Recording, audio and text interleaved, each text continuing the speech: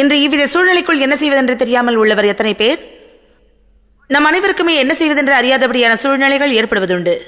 ஆனாலும் எதையாவது செய்தாக வேண்டும். நாம் கை கால்களை முடக்கிக் கொண்டு ஒரு மூலையில் படுத்துவிட முடியாது. உங்களுக்கு ஒரு பிரச்சனை ஏற்பட்டு அதற்காக உங்களால் ஒன்றுமே செய்ய இயலாத போது நீங்கள் என்ன செய்கிறீர்கள்? முதலில் ஒரு காரியத்தை கூறி வேத வசனங்களை அதற்கு ஆதாரமாக விளக்கி கூறப்போகிறேன். இது ஒரு புதுமை போல காணப்படுமானால் இயேசு இதைத்தான் செய்தார் என்பதை உங்களுக்கு காட்டப் போகிறேன். உங்கள் பிரச்சனைக்கு தீர்வு காண முடியாத போது செய்ய வேண்டிய முதலாவது காரியம் அதை மறந்து விடுதலாகும்.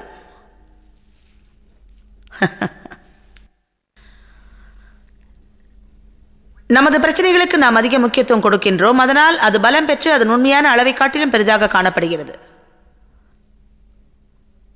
குழந்தைகளிடம் ரகசியம் இருந்தால் என்ன நடக்கும்? அதை யாராவது கவனித்தால் அவர்கள் மேலும் அதை அறிந்து கொள்ள தீவிரம் காட்டுவார்கள். எனக்கு எங்காவது வலி ஏற்படும் போது அதை கவனிப்பேன் ஆகில் அந்த வலி தீவிரமடைகிறது. மாறாக அந்த வலியை விட்டு திரும்பி வேறொரு காரியத்தில் கவனம் செலுத்தினால் அது குறைந்தோ அல்லது முழுவதும் நீங்கியோ விடுகிறது. பிசாசை நாம் கவனிக்க வேண்டும் என்றே அவன் விரும்புகிறான். இதை பூரணமாக இப்போது சரிப்படுத்தப் போகிறேன். சில பிரச்சனைகளை முற்றிலும் நீங்கள் ஒதுக்கிவிட முடியாது என்று அறிவேன். ஆனால் அதில் கவனம் செலுத்த வேண்டும் என்று நான் கூறும்போது அதற்கு எவ்வளவு கவனம் தேவையோ அதிலும் மேலாக அதில் கவனம் செலுத்த வேண்டும் என்றே சொல்கிறேன். நாம் செய்ய வேண்டியவற்றை எவ்விதம் செய்ய வேண்டும் என்று கற்றுக்கொள்வோம். நம்மால் முடியாதவற்றை தேவனிடம் விட்டு விடுவோம். பலர் தாங்கள் ஒன்றையும் செய்யாமல் எல்லாவற்றையும் தேவனே செய்யட்டும் என்பார்கள். உங்களால் முடிந்ததை செய்யுங்கள், அப்போதுதான் தேவன் தாம் செய்ய வேண்டியதை செய்வார். ஆனால் உங்களால் முடிந்ததை செய்த பிறகு நீங்கள் மற்றவைகளை தேவனிடம் நிம்மதியுடன் விட்டுவிட்டு மகிழ்ச்சியுடன் உங்கள் வாழ்வை வாழ வேண்டும். பிசாசை மறந்து விடுங்கள். அவனை அதிகம் கவனிக்காதீர்கள். உங்கள் பிரச்சனைகள் மற்றும் துன்பங்களை பற்றி பேசுவதால் ஏதாவது பலன் இருக்குமானால் மட்டுமே அதை பற்றி பேசுங்கள். பிரச்சனையை பற்றி பேசுவது பிசாசு செய்யும் காரியங்களை கவனிப்பதாகும். அதிகமான பேச்சானது உங்கள் பெரிய பிரச்சனை ஆகும்.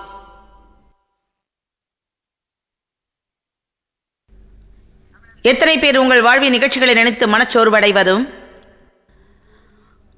அதை நினையாத போது மகிழ்ச்சியாக உள்ளீர்கள் என்பதும் தெரியும். நீங்கள் அதை நினைக்காத போதும் பேசாத போதும் அது உங்களை பாதிக்கவில்லை என்பது ஆச்சரியம் அல்லவா? ஆனால் அது அங்குதான் உள்ளது. அது முன்போல இப்போதும் உண்மையாக உள்ளது. சிலர் பிரச்சனைகள் உள்ள போது மிகவும் பணிவாக இருப்பார்கள். இது உண்மைதானே? பலர் தங்களுக்கு பிரச்சனை உள்ள போது மிகவும் பணிவாக நடப்பார்கள். அது இப்படி, இந்த சூழ்நிலையில் பிரச்சனையுடன் நான் எப்படி சந்தோஷமாக என் வாழ்நாளை கழிப்பது? ஆனால் வேதம் அவ்விதமாக இருக்கும்படி தான் கூறுகிறது. உங்கள் கவலைகளை தேவன் மேல் வையுங்கள். உங்கள் கவலைகளை, உங்கள் பாரங்களை முற்றிலும் அவர் மேல் வையுங்கள். ஏனென்றால் அவர் உங்கள் பாரத்தை சுமப்பார், உங்கள் கவலைகளை ஏற்றுக்கொள்வார். யோவான் 10:10 இயேசு திருடன் திருடவும் கொல்லவும் அடிக்கவுமே வருகிறான், ஆனால் நானோ நீங்கள் வாழ்வடைந்து நிறைவாய் மகிழவும் வந்தேன். நிரம்பி வழியும் நிலைமை. யோவான் 16:33 கூறுகிறது, உலகில் உங்களுக்கு உபத்திரவம் உண்டு. இதற்கு இயேசுவின் பதில் என்ன? திடன் கொள்ளுங்கள். இதை சத்தமாக சொல்லுங்கள். சந்தோஷமாயிருப்பது சரிதான். எனக்கு ஒரு பிரச்சனை இருக்கும் போதும் கூட. ஆமென். மீண்டும் சொல்லுங்கள். சந்தோஷமாயிருப்பது சரிதான். எனக்கு ஒரு பிரச்சனை இருக்கும் போதும் கூட. மார்க் 5:35 பார்ப்போம். சில வசனங்கள் பின்னாக செல்வோம். வசனம் 28 துவங்கி நாம் காண்கிறோம், 12 வருஷமாக பெரும்பாடு உள்ள ஒரு பெண் இவ்விதம் கூறினாள், நான் அவருடைய வஸ்திரத்தின் ஓரத்தை தொட்டால் நான் சுகமாவேன் என்றாள். நான் குணமாக போவது இல்லை. அவள் சொன்னாள், தொடர்ந்து சொன்னாள், நான் இயேசுவின் அருகில் சென்றால் சுகமாவேன். உடனடியாக அவளுடைய உதரத்தின் ஊற்று நின்று போனது. அவள் தான் சுகமானதை தன் சரீரத்தில் உணர்ந்தாள். வசனம் 30 இயேசு தன் சரீரத்தில் இருந்து வல்லமை புறப்பட்டதை உணர்ந்தார். எனவே கூட்டத்தினரை பார்த்து சொன்னார், என் வஸ்திரத்தை தொட்டது யார்? அவர் தன் சரீரத்தை யார் தொட்டனர் என்பதை பற்றி பேசவில்லை. ஆனால் அவர் என்னை விசுவாசத்தால் தொட்டவர் யார் என்றே கேட்டார்.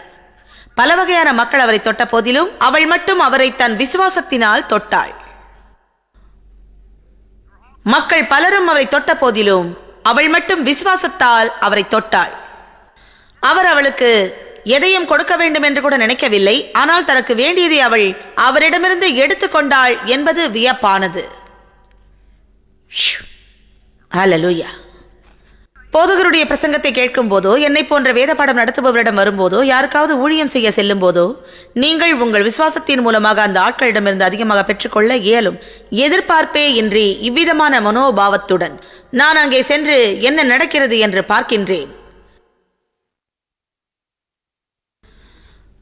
மாநாடுகளில் மக்கள் என்னிடமிருந்து எடுத்துக் கொள்வதை நான் பார்க்கிறேன். உங்கள் விசுவாசத்தால் நீங்கள் வரத்தில் இருந்து இழுத்துக் கொள்ளும் போது தேவன் உங்களுடைய தனிப்பட்ட தேவைகளை பற்றி என்னை அறியாமலேயே என் மூலமாக பேசுவார். அது உங்களுக்கு நேரடியான தேவனுடைய பதிலாக அமையும். பல சமயம் என்ன சொல்வேன் என்று எனக்கே தெரியாத பலவற்றை நான் சொல்கிறேன். தேவன் என் வாய் மூலம் அளிக்கும் பதிலை நீங்கள் ஆர்வத்தோடு கேட்பதை போன்றே நானும் கேட்கிறேன். ஏனென்றால் முன்பு ஒருபோதும் அதை நான் கூறியதில்லை. ஆமென். எனவே விசுவாசத்தில் வாழுங்கள். அதை விட்டு என்ன நடக்கிறது என்று வேடிக்கை பார்க்காதீர்கள். அவள் சொன்னாள், நான் இயேசுவிடம் சென்றால் குணமாவேன். அவள் அவரை தொட்ட மாத்திரத்தில் சுகம் பெற்றாள். அவள் தன் விசுவாசத்தால் அவரை தொட்டாள். நாம் 35ஆம் வசனத்துக்கு செல்வோம். அவர் அந்த ஸ்திரீயுடன் பேசிக் கொண்டிருந்த போது தலைவன் ஒருவனுடைய வீட்டில் இருந்து வந்தவன் யவீருவிடம் சொன்னான், பாருங்கள், அந்த பெண் தன் சுகத்தை பெற்றுக்கொண்டாள். எனவே இயேசு யவீருவின் மகளிடம் செல்ல முற்பட்டார். அவரை தடுத்து அவள் தன் சுகத்தை பெற்றுக்கொண்டாள். எனவே இந்த செய்தி இப்போது வருகிறது, உமது மகள் மரித்து போனாள். ஏன் போதகரை வருத்தப்படுத்துகிறீர்? வேறு விதமாக இதை சொன்னால் இப்படி செய்தி வருகிறது, தாமதமாகிவிட்டதால் அதை கைவிட்டுவிடும். இப்போது வசனம் 36 கவனிப்போம். நான் விரும்பும் வசனம். இயேசு அவர்கள் பேசியதை கேட்டும் அதை கேளாதது போல விட்டுவிட்டார். அதை கேட்டும் கேளாதது போல இருந்தார். இயேசு தலைவனிடம் சொன்னார், பயப்படாதே, விசுவாசம் உள்ளவனாயிரு. என்ன செய்வது என்று தெரியாத போது நீங்கள் அறிந்திருக்க வேண்டியது பெரிய பிரச்சனை.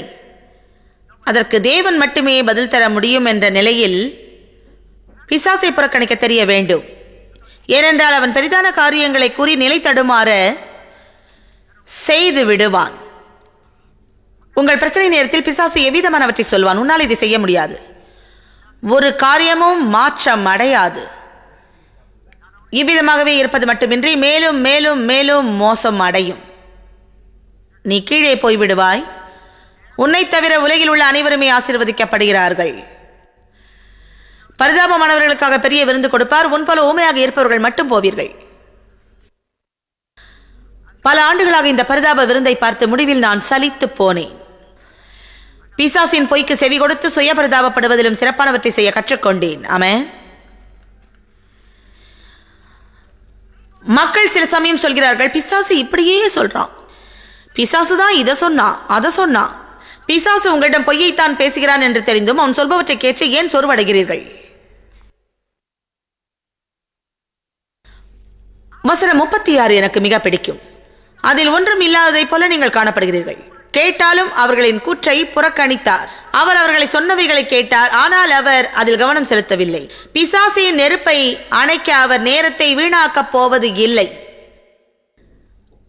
அவர் பிசாசுக்கு செவி கொடுக்க மாட்டார். தன் நாளின் பொழுதை பிசாசுக்கு கொடுக்க மாட்டார். பிசாசு இடையூறு செய்ய விரும்புவான். ஒவ்வொருவரும் எப்படி இருக்க வேண்டும் என்பதை விட்டு அவர்கள் எப்படி இருக்கக்கூடாது என்பதில் நாட்டம் செலுத்தும்படி பிசாசு அவர்களை தலைகீழாக மாற்றுவான். அதை கேட்ட போதும் அவர்கள் கூறியதை புறக்கணித்த போது, பயப்படாதீர்கள், விசுவாசத்துடன் இருங்கள் என்று இயேசு சொன்னார். இன்று உங்களுக்கான வார்த்தை இதுவே ஆகும். உங்கள் பிரச்சனையால் பயந்து விடாதீர்கள். உங்களுக்கு பிரச்சனை உண்டு, என்ன செய்ய வேண்டும் என்று தெரியவில்லையா? பிசாசை புறக்கணியுங்கள். அதை ஊதி பெரிதாக்க அவனை அனுமதிக்க வேண்டாம். தேவன் உண்மை உள்ளவர். நீங்கள் செய்ய முடியாது என்று நினைத்த மற்ற காரியங்களை எண்ணி பாருங்கள். ஆனால் இப்போது அதை செய்து முடித்திருக்கின்றீர்கள். நீங்கள் தப்பி கரை சேர்ந்ததுடன் மீண்டும் கரை சேருவீர்கள். தேவன் உண்மை உள்ளவர். நாம் அவரில் நம்பிக்கையை வைக்கும் போது அவருடைய உண்மை நம்மில் செயல்படுகிறது.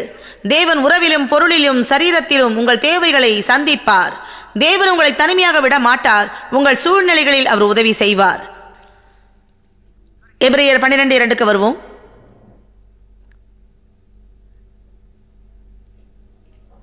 சிந்தையை சிதறடிப்பவற்றை விட்டு விசுவாசத்தை துவக்குபவரும் முடிப்பவருமாகிய இயேசுவை நோக்கி பார்க்கும்படி அது கூறுகிறது. சிதறடிக்கும் காரியங்களை பார்க்க கூடாது. உண்மையில் இது இயேசு மார்க்கு 5:36 கூறியதின் மற்றொரு வடிவம்தான். அது நான் செய்ய வேண்டியதில் இருந்து என் கவனத்தை சிதறடிக்கும். ஆகையால் நான் அதை புறக்கணிப்பேன். பிசாசால் தாங்கிக் கொள்ள முடியாதது தேவன் உங்களில் செய்ய விரும்புவதை நீங்கள் நிறைவேற்றுவதைத்தான். இன்றைய வாழ்வின் நோக்கத்தை செய்வதும் அவனுக்கு பிடிக்காது. இன்று வீட்டை சுத்தம் செய்ய நீங்கள் நினைத்தாலும் அதை பிசாசு செய்ய விட மாட்டான். ஏன் தெரியுமா? அதை செய்யாவிட்டால் சோர்வடைவீர்கள். ஆக போன் மணி அடிக்கும், கதவை தட்டுவார்கள், இது நடக்கும் அது நடக்கும். இப்படி எல்லாவற்றையும் செய்து பிசாசு நம்மை அலைக்கழிப்பான். உங்களுக்கு ஒரு ஆவிக்குரிய வரம் இருந்தால், உதாரணமாக பாட்டு எழுதும் வரம், அதை கொண்டு தேவனை நீங்கள் புகழ்ந்து பாட்டு எழுதினால் அப்போதுதான் எல்லா இடையூறுகளும் வரும். காலையில் நீங்கள் தேவனோடு தனித்திருக்கும் போது எத்தனை இடையூறுகள் ஏற்படுகின்றன. போன் அடிக்கும், குழந்தைகள் விளையாடும், நாம் சலித்துக் கொள்வோம், பாத்ரூம் செல்வோம், ஓரிடத்தில் அமர முடியாது, என்ன செய்தாலும் முடியாது, இங்கும் அங்கும் வலி எடுக்கும். ஜெபிக்கும் போதுதான் பல காரியங்களை சிந்திப்பீர்கள். நாளெல்லாம் அவைகள் ஞாபகம் வராது. ஒரு சின்ன ஆலோசனை, ஒரு பேப்பரை வைத்துக்கொண்டு அப்படிப்பட்ட நினைவுகளை சின்ன சின்ன குறிப்பாக குறித்துக் கொண்டு பிறகு உடனே அதை ஒதுக்கி வைத்துவிட்டு செய்வதை தொடர்ந்து செய்யுங்கள். இடையூறுகளை தவிர்க்க வேண்டும். நாம் செய்ய வேண்டியதைத்தான் செய்கிறோம் என்று அறிந்தால் நாம் இடையூறுகளை தவிர்க்கத்தான் வேண்டும். இப்போது நான் இங்கு ஊழியம் செய்யும் போதும் உண்மையை சொல்கிறேன், வீட்டில் நடைபெறுகிற பல காரியங்களை புறக்கணிக்க வேண்டும். இல்லாவிட்டால் கவனம் சிதறி நான் செய்ய வேண்டியதை செய்ய முடியாமல் போகும். யாராவது தூங்கிவிட்டால் அதை நான் பொருட்படுத்தக்கூடாது. நான் அவர்களை பார்த்தால் நான் மந்தமாக பேசுவதாக நினைப்பேன். அடிக்கடி ஒருவர் கடிகாரத்தை பார்த்து கொண்டால் நான் வேறு பக்கமாக உள்ளவரைத்தான் பார்க்க வேண்டும். நான் அப்படித்தான். யாரையாவது பார்த்தால் அவர்கள் புறப்பட்டு வெளியே செல்கிறார்கள். நான் அறையின் வேறு பக்கம் திரும்பி வேறு ஒருவரைத்தான் பார்க்க வேண்டும். ஆமென். சில நேரம் இப்படிப்பட்ட சூழ்நிலைகள் வரும். கூட்டம் முடியும் தருவாயில் காரை எடுக்க வேண்டிய மக்கள் எனக்கு ஏற்படும் சிரமத்தை பற்றி சிறிதும் நினைக்காமல் நடுவிலேயே எழுந்து வெளியே செல்கிறார்கள். அவர்கள் செய்வதை பார்க்கும் மற்றவர்களும் இப்படி நினைக்கின்றார்கள், நல்லது, தலைவரை பின்பற்றி செல்வோம், அவர்கள் போகிறார்கள், நாமும் கூட போகலாம். நாம் உண்மையில் சில நேரம் மக்களை கடிந்து கொண்டு நிற்க சொல்ல வேண்டும். தயவு செய்து உட்காருங்கள், கூட்டம் இன்னும் முடியவில்லை. ஆமென். இவ்விதமான கூட்டத்திற்கு வரும்போது முடிவு வரை இருக்க முடியாது என்று தெரிந்தால் பின்புறத்தில் அமர்ந்து கொள்ள வேண்டும். அப்போதுதான் நீங்கள் நழுவி செல்லும் போது ஒருவருக்கும் இடையூறு ஏற்படாது.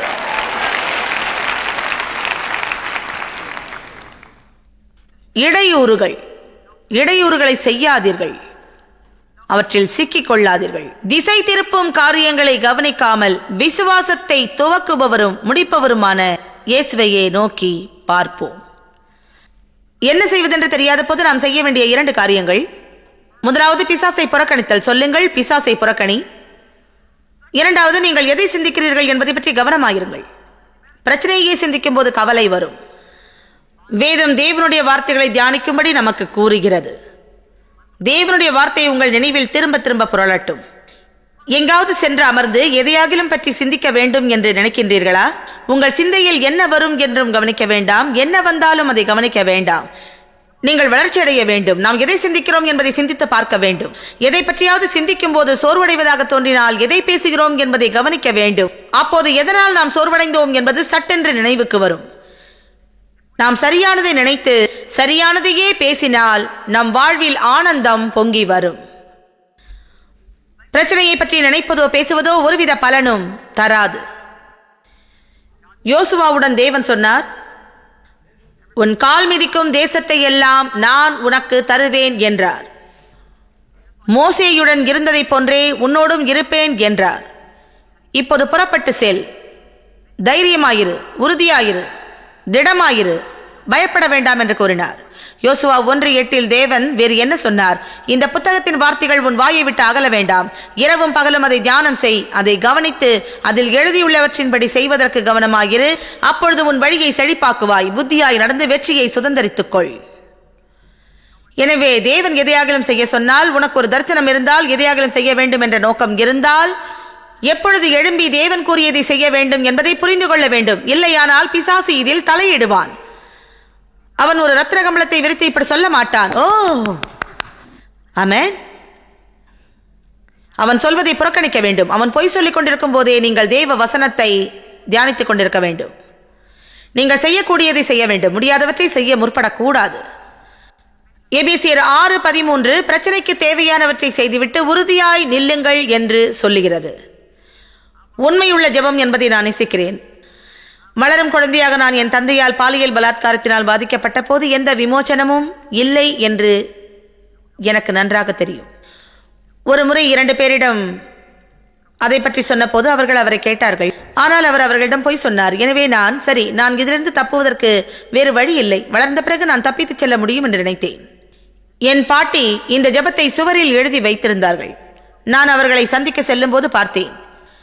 தேவனே, நான் செய்யக்கூடியதை செய்வதற்கும் செய்ய முடியாததை விட்டுவிடுவதற்கும் ஞானத்தை கொடும், அல்லது நான் செய்யக்கூடியதை செய்யவும் செய்ய முடியாததை விட்டுவிடவும் ஞானத்தையும் பகுத்தறிவையும் தாரும் என்று கேட்டேன்.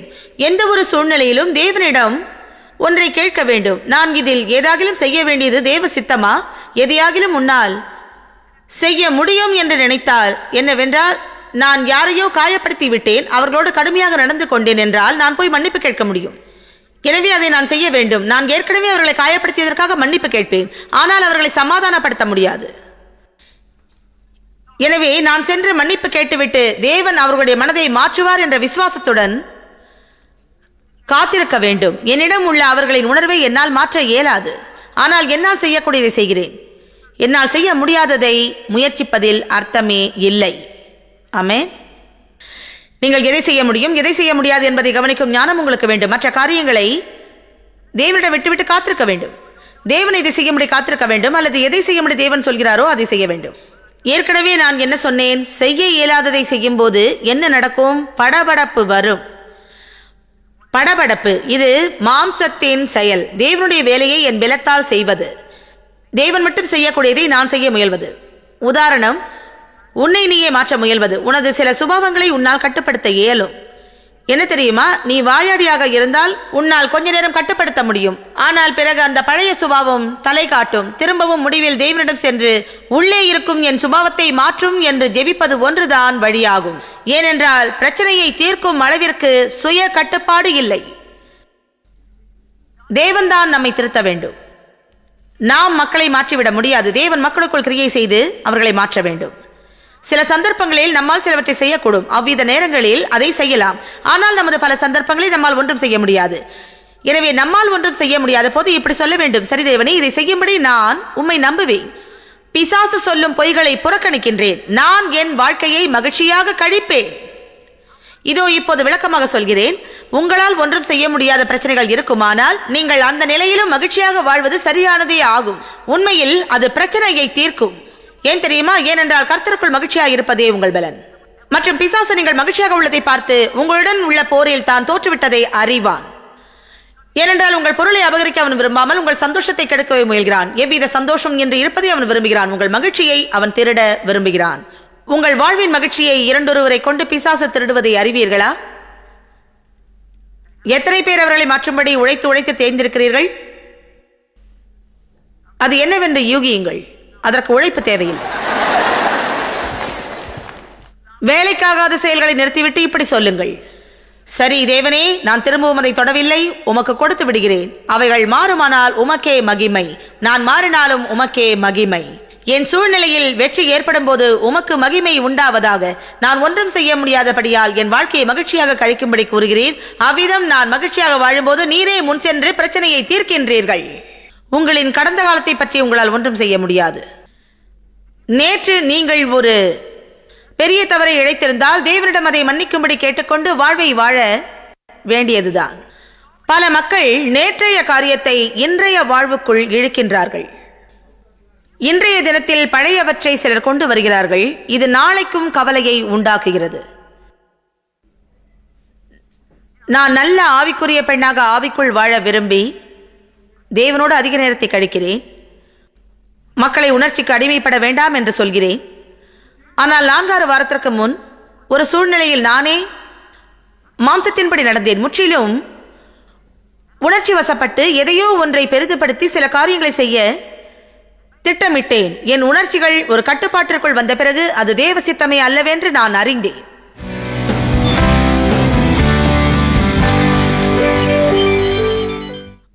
அநேக மக்களுக்கு விடுமுறை நாட்கள் மகிழ்ச்சி தருவதாக உள்ளது. ஆனால் சிலருக்கு சோர்வளிப்பதாகவும் மற்றும் வெறுப்பு, தனிமையும் வெறுமையும் தருவதாக உள்ளது.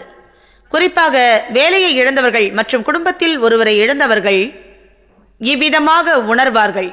இன்று உங்களோடு இந்த நேரத்தில் ஜெபம் செய்வதன் மூலமாக நாம் இணைந்து இதை தாண்ட முற்படுவோம். நாம் இணைந்து ஜெபிப்பதால் இந்த விடுமுறை நாட்களை துக்கப்படாமல் சந்தோஷத்தை அனுபவிப்போம். இப்போது ஜெபிப்போம். பிதாவே, நிகழ்ச்சியை கவனிக்கும் ஒவ்வொருவருக்காகவும், விசேஷமாக இழப்பை சந்தித்தவர்களுக்காகவும், புறக்கணிக்கப்பட்ட, துரத்திவிடப்பட்ட, இழிவுபடுத்தப்பட்ட, சீரழிக்கப்பட்டவர்களுக்காகவும், அன்பானவர்களை இழந்தவர்களுக்காகவும், வேலையை இழந்தவர்களுக்காகவும், மிகவும் நல்ல நண்பரை இழந்தவர்களுக்காகவும், குடும்பமில்லாதவர்களுக்காகவும் நாங்கள் ஜெபிக்கிறோம். இந்த விடுமுறை நாட்களில் அவர்கள் தனிமையை உணரும் போதும் சோர்வடையும் போதும் அவர்கள் தற்கொலைக்கு தூண்டப்படுவார்கள் என்று புள்ளி விவரங்கள் மூலமாக அறிகிறோம்.